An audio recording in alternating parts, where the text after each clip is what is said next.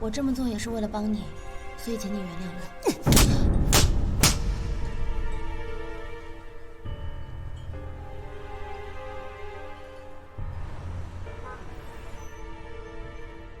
于总，好时间，你居然背叛我！我告诉你，我们两个彻底结束了，从今往后不要让我再看到你。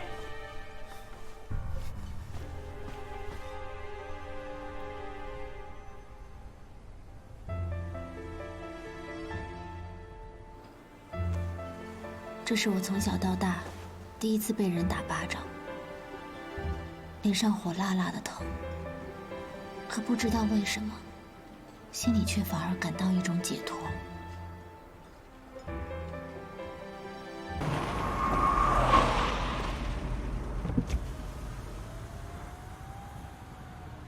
叶总，上车，我跟你聊几句。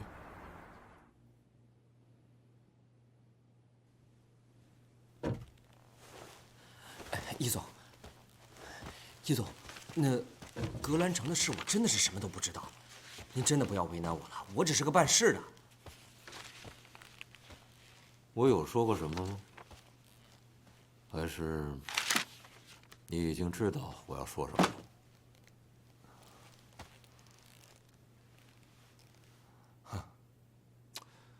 放轻松，今天请你来，不聊格兰城的事儿，咱们就聊聊你的事儿。聊我？你知道有一个叫做陈建东的人吗？陈建东，不知道。他曾经是易钦东在易贸制衣最得力的助手，前途一片光明。但你想知道他现在的状况吗？怎么了10年有期徒刑，估摸着现在也坐了有5年的牢吧。易总，这怎么回事啊？陈建东在易贸集团的股票交易当中涉嫌内幕交易，由证监会移送到公安机关，由于涉嫌金额过大，最终被判为有期徒刑10年。我不知道易钦东到底承诺了他多少好处，但我知道的是，他进去没有多久，他老婆就跟他离婚了，带着孩子改嫁了。他父亲由于没人照顾，很快就病逝了。10年，对于一个男人来讲，不算长，但也不算短吧。尤其是宝贵的黄金10年，也许出狱后还可以从头再来，但是失去的能用金钱来弥补吗？这件事儿，仁者见仁，智者见智。我相信你内心已经有了判断了。说到底，我不希望你成为下一个陈建东。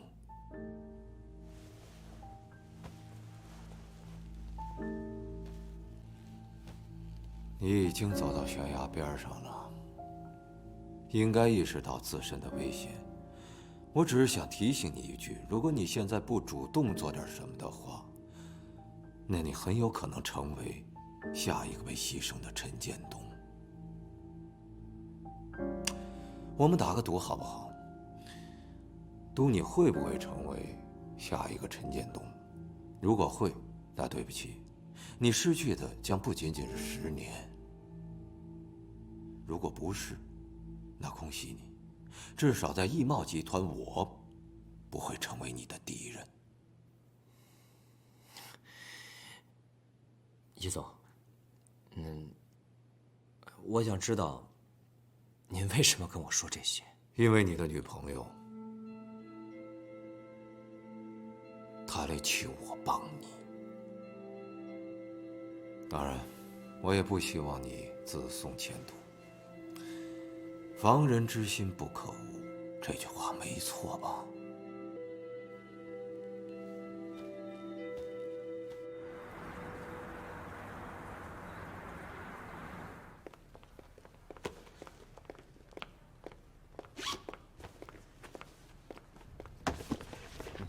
哎，等等等等，你们这是干什么？谁允许你们动我东西了？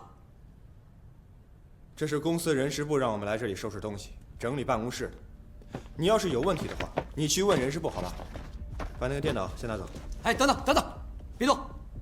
我告诉你，这电脑是我的，里面有很多我客户的资料，弄丢了，你能负责吗？这个电脑它是公司的财产，不是你个人的。哦，对了，把你那个工作证交出来。从现在开始，你在这里所有的权限都被取消了。谁给你的权利这么做？易总同意了吗？他允许你这么做了吗？我告诉你，就是易总指示人事部让我们来做的。你要是有问题的话，你可以直接去找易总。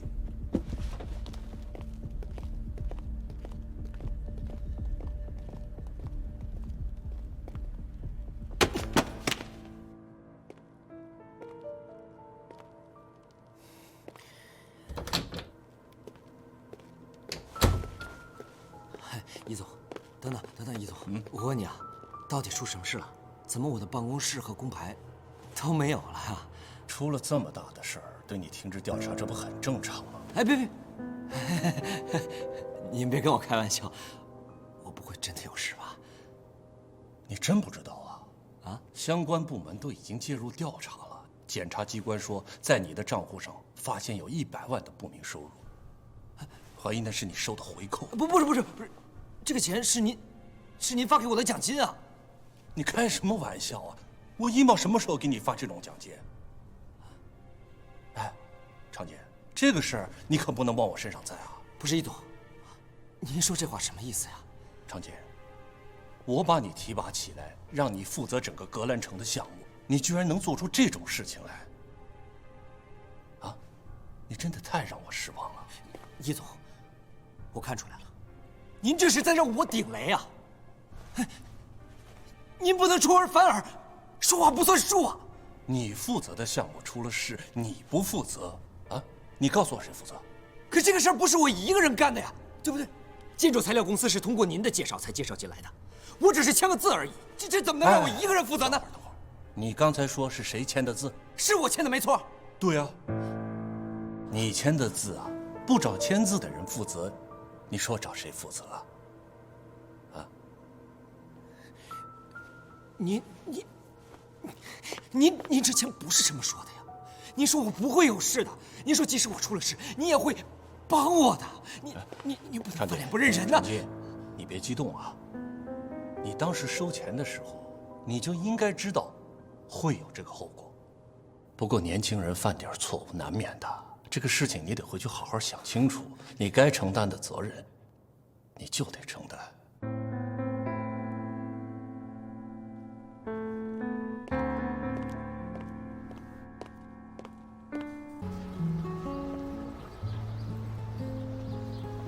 对不起，如果早点听你的话，也不会落到今天这个地步了。你这是要跑吗？你可不能干这种傻事。该想的办法我都想过了，没有人愿意帮我，他们跟易钦东都是一伙的，我无法证明自己的清白，我真的是没有办法，所以，我只能去外地，先避避风头。我过一段时间就会回来找你的，我不能去坐牢。一旦坐牢，我这辈子全毁了。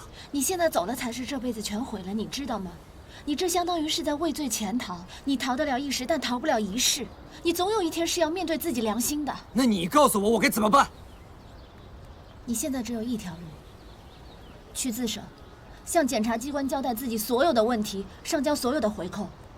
易佩易总他会给你找最好的律师，尽可能帮你争取到从轻处理。自首。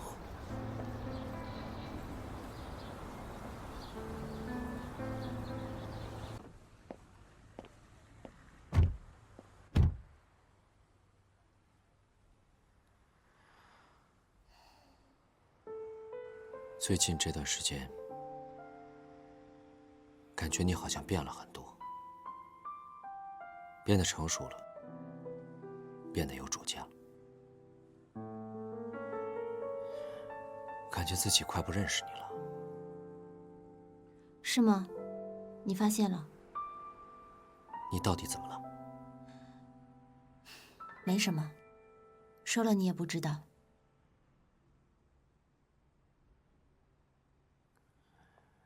今天我下了车，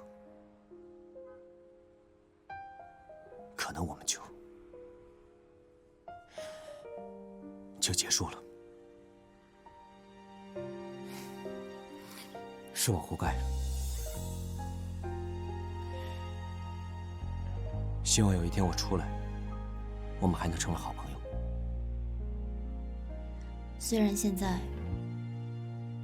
你需要付出短暂的自由，但生活总是会重新开始的。我们虽然做不了情侣，但还是朋友。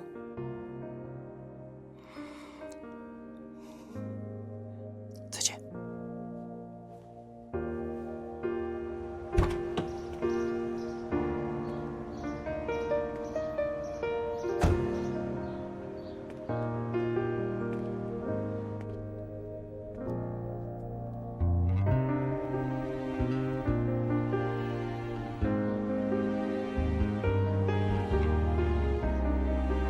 原以为自己早忘记了这段感情，可望着他的背影，我仍百感交集。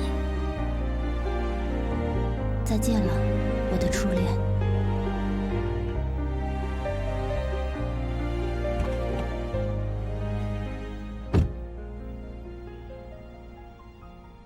这下你可以放心了，荷兰城又重新回到你的手里了。我对你的承诺，现在还可以兑现。我把格兰城的账目给你，没有任何所图。我说过，我什么都不要的。不急。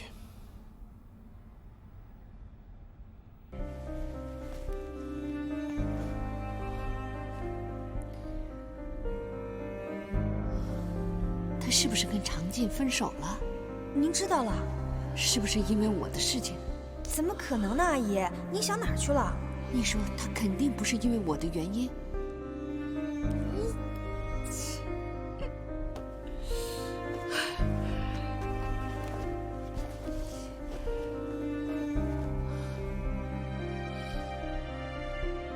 我不会治疗的，你爸爸就是癌症，这个病又痛苦又花钱，一定会把你治好。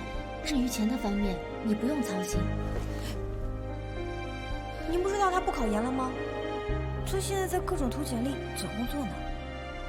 妈，要不然我出去找工作好不好？世界这么大，我要是出去闯一闯，没准就闯出一片新天地来了呢。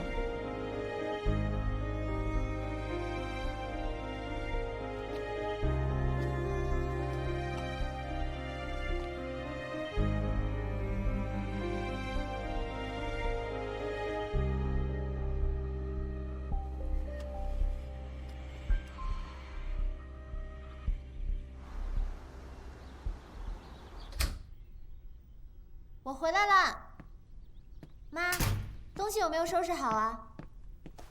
俏俏有没有把东西送过来呀？在屋里呀。妈，妈，这么早睡着啦？哎呀，被子都不盖，妈。哎呀哎呀呀呀呀！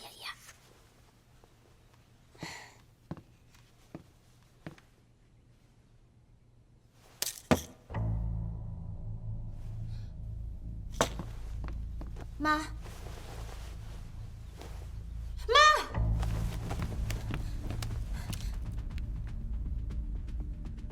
喂，易总，你走了吗？你能不能现在马上过来？我妈她服药自杀了。你等我，回10点下车的地方，快！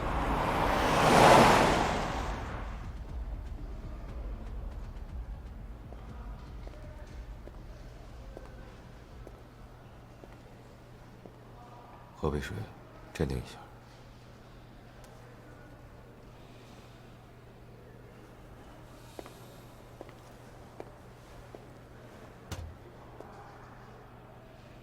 你妈妈最近是不是遇到什么事情了？她上个礼拜查出来有乳腺癌，而他还一直在我面前强撑着，很坚强的样子。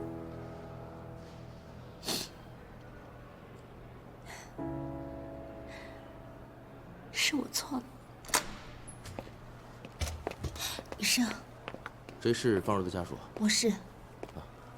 幸亏你们送来的比较及时，药下去的时间也不是太长，现在病人已经脱离危险，清醒过来了。我们刚给他洗了胃，现在正在输液，以加快药物的排泄。目前已经没什么大碍了，但是还是要继续留在医院观察观察。我可以进去看他吗？现在病人非常需要平静，不能再有大的情绪起伏。你就一个人进去吧。好。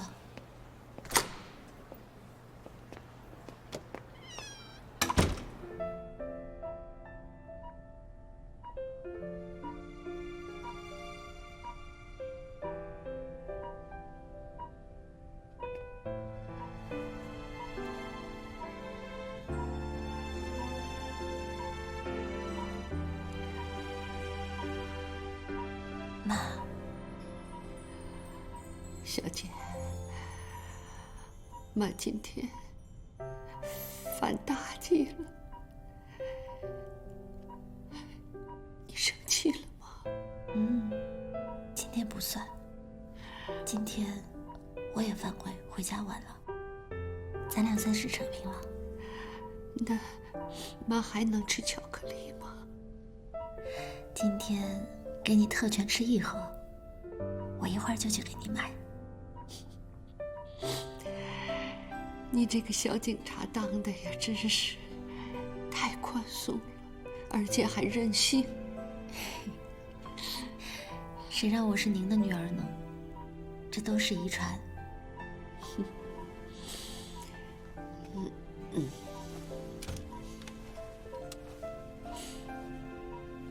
妈，答应我，以后不许再这样了。这是最后一次。妈答应你。可是你以后啊，不管是恋爱、分手，还是工作，这些大事，你都得跟妈说。我们俩不是说好了要坦诚相见的吗？好，我答应你。今天妈一睁眼，能看见你，妈真的是很高兴。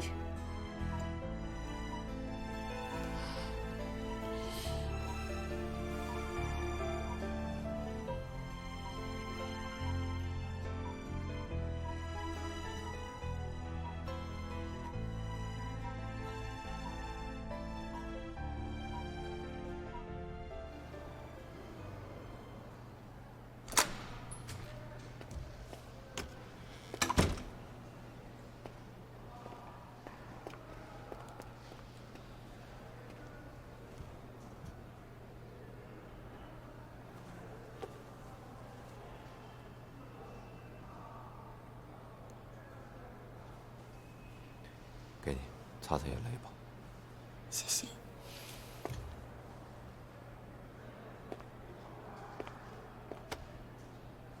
陪陪你妈妈吧。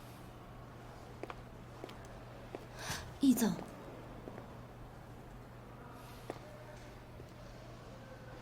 之前你问我有什么要求？怎么？是有什么想法？请你给我一份工作。我的情况你都知道了，我现在真的很需要一份稳定的工作。我需要挣钱。我会考虑。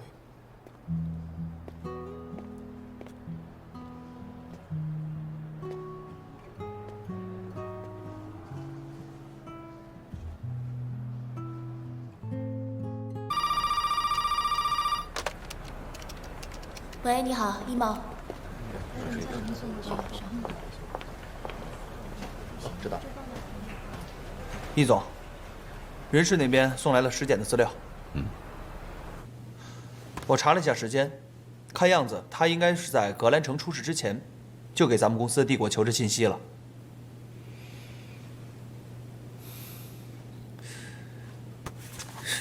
你说这姑娘她至于吗？想进咱们公司绕这么大个圈儿，我们公司待遇有那么好吗？好。面试安排了吗？啊，他们给另外一个人发了最后的面试信息，我让他们给师姐也发了一份。你做得好。那另外一个人还让他过来吗？我懂了。哎，阿姨这个造型不错，你给她造的型啊？阿姨这个造型至少年轻了10岁，不信你看啊，待会儿会不会有车大叔来跟她跳舞啊？就你嘴甜，难怪我妈就喜欢和你聊天。人家说的是实话嘛。哎，对了，艺贸人事部通知我最后一轮面试了，通知你了吗？还没。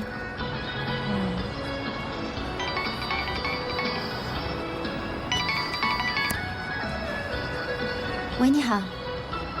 石简同学你好，我是艺贸集团的张凯，我现在正式通知你，明天来艺贸集团面试，请你提前做好准备。哦，好好好，我知道了。具体的时间地点，短信通知你。好，我明天一定准时去面试，谢谢。是面试通知啊？嗯。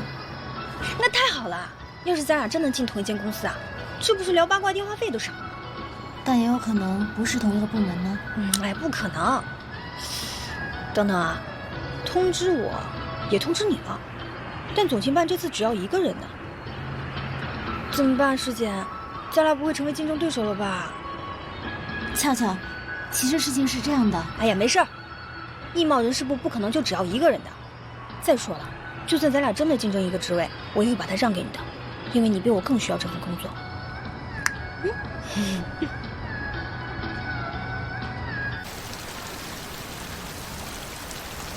平时除了看课本以外，还读什么书？科幻小说，诸如时间穿越之类的。哦，那有什么专长？比如说开车？英语过了雅思，钢琴9级，学过一点茶艺，还对建筑方面的知识有一定的了解。咖啡机会用吗？会啊。花式的咖啡对我来说也没有问题。可惜我们公司没有这样的咖啡机。为什么选择来艺贸呢？因为艺贸的实力，以及它未来的发展。那你觉着，艺贸的未来会如何发展呢？地产是艺贸未来最好的投资发展方向，在未来国内大小城市都会有艺贸的置业，并且成为地标性的建筑。尤其是在2010年以后，艺贸会发展在海外的投资合作项目，并且由住宅类的建筑向旅游业和酒店类的建筑来转型。哦，你那么有野心啊！因为这些未来一定会实现。但这并不是你来艺贸的真正原因。的确，我只是需要一份工资。在办公室领工资，很多时候不需要说实话。但，在您的办公室，确实需要说实话的人。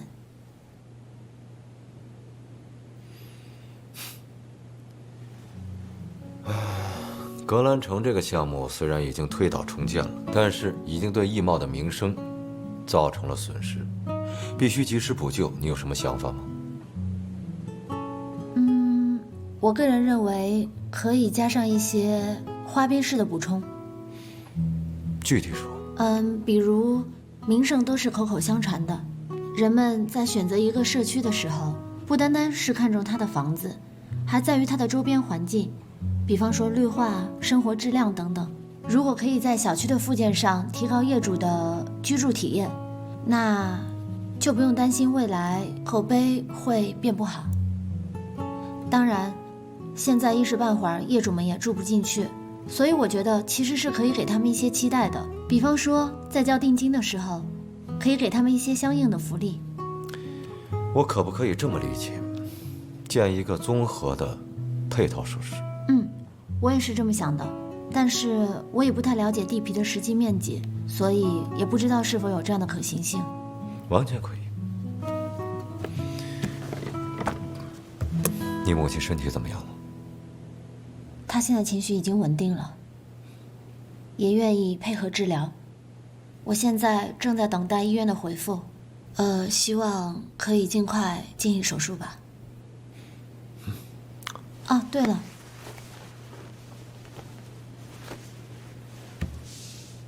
这是您的手帕，谢谢易总。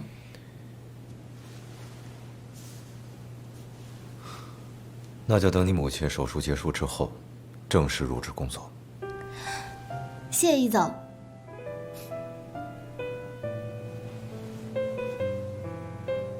我知道你有能力，但是我希望以后在我身边工作，不只是为了一份工资。我会努力加油的。我相信你。对了，常进那个案子已经有了结果了。考虑到他主动投案自首，最终判处有期徒刑3年。希望他改过自新，好好反省，争取早点出来吧。3年之后，常静还不到30岁，一切都还来得及。希望我为他争取到的时间，可以改变他未来的命运。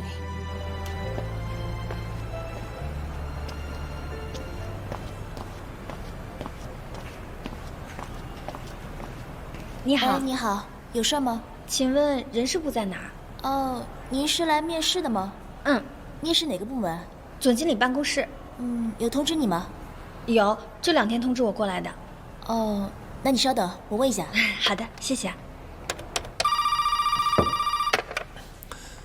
喂。张秘书，面试你们办公室的实习生来了，怎么安排？你告诉他已经有人选了，让他回去吧。哦，好的。这个职位已经招到人了，不需要再面试了。啊？不需要人了呀？那我想问一下，为什么总经理办公室会突然招到人了呢？这我也不清楚，反正那边说招到人了，我看应该是有合适的人选了。我有个同学，他也是来通知面试的，他比我更需要这份工作，他还有没有希望啊？他叫什么名字？石简。石简？哦，他已经来面试过了，总经办那边或许招的就是他。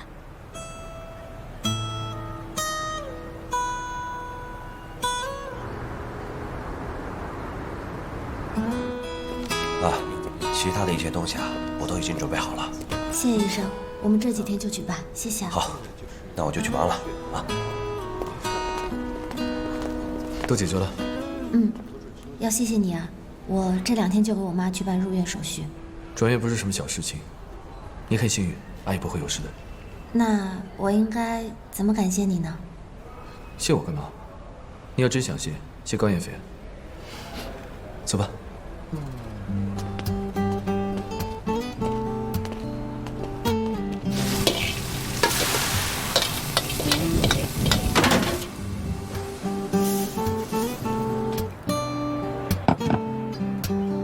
干杯，喝一个啊！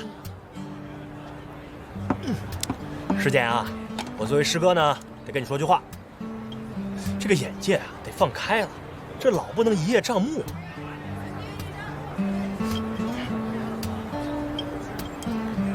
你还要不要吃点什么？我再帮你点。哎，换句话说吧，师姐，你是个好姑娘，你可以找到更好的男人。师哥，你也不要左顾右盼了。祝你幸福，早日找到自己的夙愿。我呀，难找。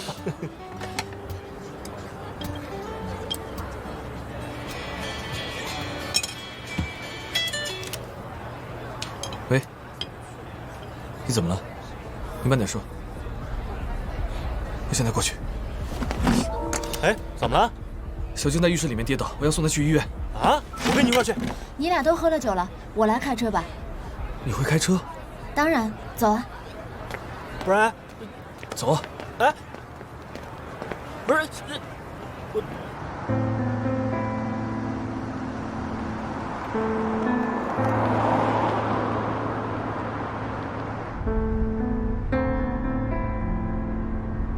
嘉诚，你还记得是你教我开车的吗？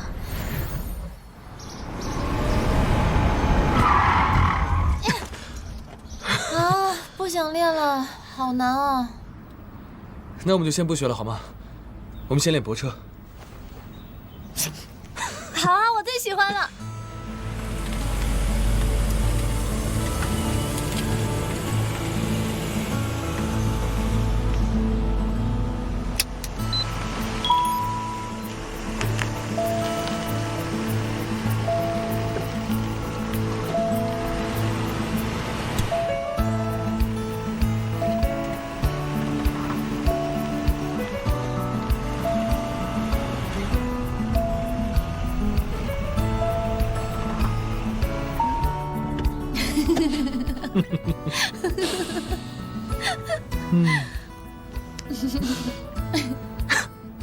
孺子不可教也。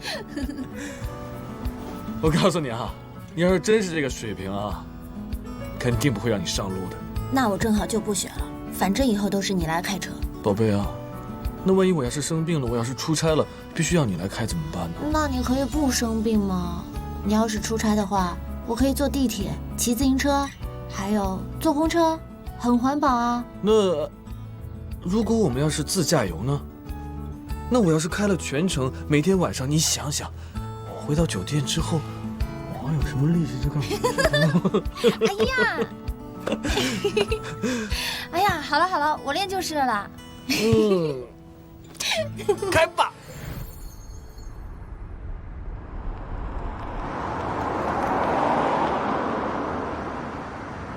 车门打开。你怎么在这儿？你别误会啊，师姐。放我下来！你小心点，脚不是崴了吗？师姐，你到底有什么目的啊？接近我，欺骗我感情不说，你还总背地里向我男朋友示爱，现在连高艳斐都被你蛊惑了，你够有本事的呀你！小静，你冷静点。我冷静不了。叶嘉诚，你不喜欢他，你倒是拒绝他呀。他找你帮忙你就帮，他让你喝酒你就喝，全天下女人都要喜欢你，我宋小静一个不够是吗？你不能这么说，嘉诚，他不是这样的人，你不知道吗？他是什么样的人，需要你告诉我吗？难不成你比我更了解他吗？我起码知道他是一个优秀、善良、有责任心的好男人。我告诉你，师姐，有自知之明的话，趁早给我滚远一点，否则我对你不客气。你太过分了，宋小金，你根本就配不上叶嘉诚。我配不上他，你配得上啊？当然，他本来就是我的老公。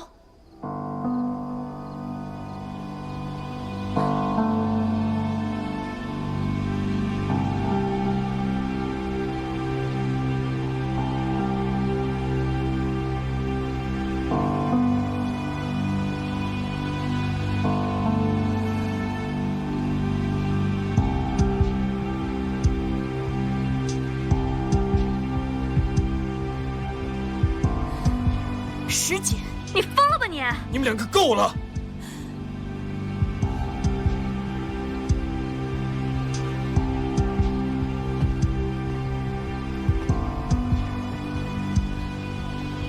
师姐，你怎么会说出这么莫名其妙的话来？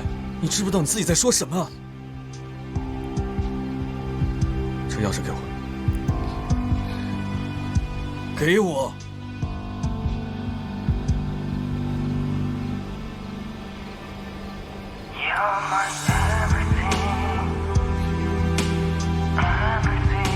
请你马上离开。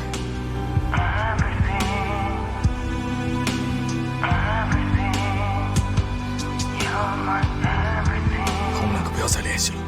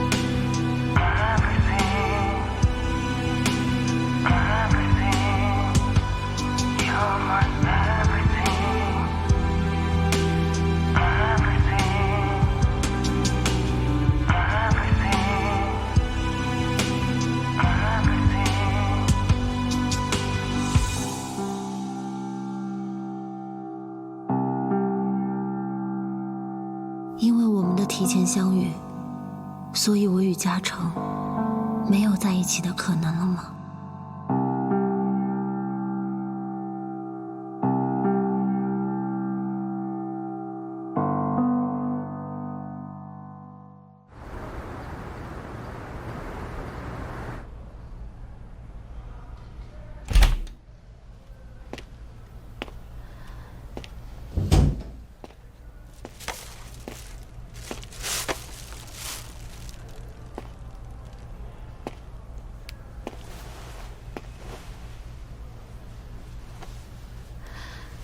脚怎么样了？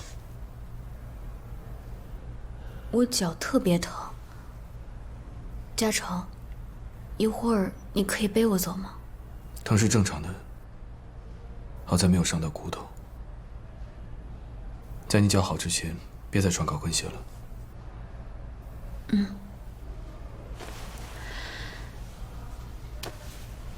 嘉诚，是我错了。我刚刚不该那么跟你讲话，可我也是被他气得没办法了，我才那么讲。之前是我误会你了，以后我不会怪你了。从今天开始，我们不要再冷战，不要让任何人成为我们的阻碍，好不好？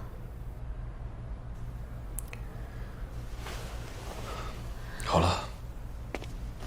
你先休息会儿，医生说你血压低。嘉诚，你的手机借我用一下。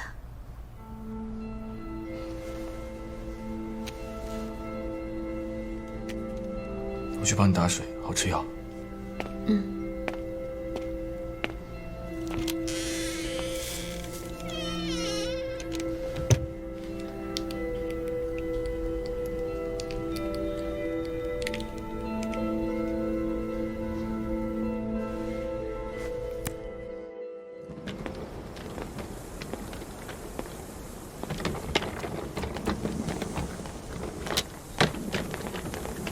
恰，还没放假，你这么早就回去啊？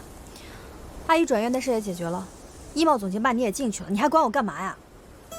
我还要恭喜你呢，这么神通广大，就把一切难题都搞定了，不像我，掺和的那么欢，到头来还是一场空。我怎么把这件事给忘了？南乔生气了。你今天去医贸面试了？你还好意思问啊？医贸总经办直接要了你，人事部告诉我不用去面试了。你不会什么都不知道吧？还想继续跟我装糊涂啊？我问你，你是不是通过常景找关系进的医贸？俏，你听我说，我确实是因为常静认识了易总，但是在我妈服安眠药之前，我从来都没有想过要进医贸。直到后来出了这件事情，我才请求易总，希望他能够给我一份工作。但我从来没有想过一定要去总经办，因为医贸的其他部门也都在招聘的。如果你只想进总经办的话，我可以再去求易总，我请他把你调过来，我可以再去其他部门应聘的。你还真觉得自己神通广大，可以随便安排咱俩的职位啊？我已经看明白了，易总就是想要你。难为我这个傻瓜，还想着如果这个职位在咱俩之间2选1，我就把它让给你。我真的请求过易总，希望他能让我们2个人做同事。我不想跟你做同事。你没看到我拉着行李吗？我要去苏州找程子松，在那边工作实习。你不可以去找陈子松。够了！你不要再说程子松是个渣男了，我不想听这些。就像我不想听叶嘉诚是你未来老公一样。可是我知道这些确实都是真的。是真的又怎样？你说的是未来，不是现在。现在，叶嘉诚是宋小晶的男朋友，不是你老公，而程子松是我合心合意的男朋友。你确实说的没错，他现在确实不是。但我知道嘉诚在未来有可能会成为我的老公，陈子松也有可能会变成渣男，这些结果都是有可能成真的。所以为什么我们不可以努力少走一点弯路，早日走上对的人生轨迹呢？什么是对的，什么是错的？难道只有你说了算呀？你跟我说你预知未来，在我眼里跟一个算命的没什么差别。难道我的人生都要听一个算命的吗？笑话！我才不管未来是什么呢，我只在乎现在。无论结果是好是坏，你都没有权利去剥夺它。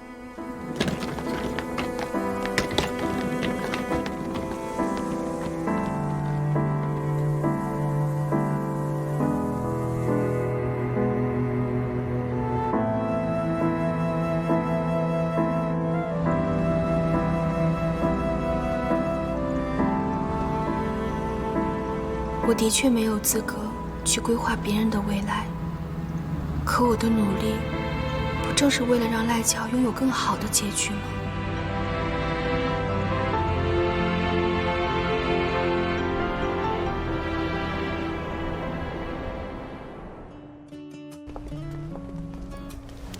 妈，你看你一点都不像是来住院的，倒是像来度假的。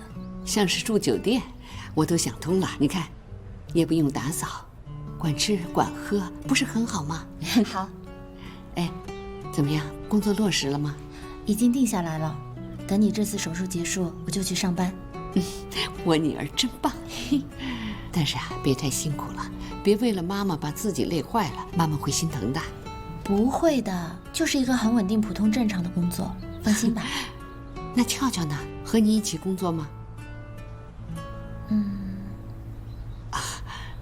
没事的，好姐妹不在一起工作也好。可是有一点，不要因为不在一起工作啊，感情就疏远了。同学和同事的感情是不一样的。我知道。我这就去给你买。快点回来啊。行。吃个橘子。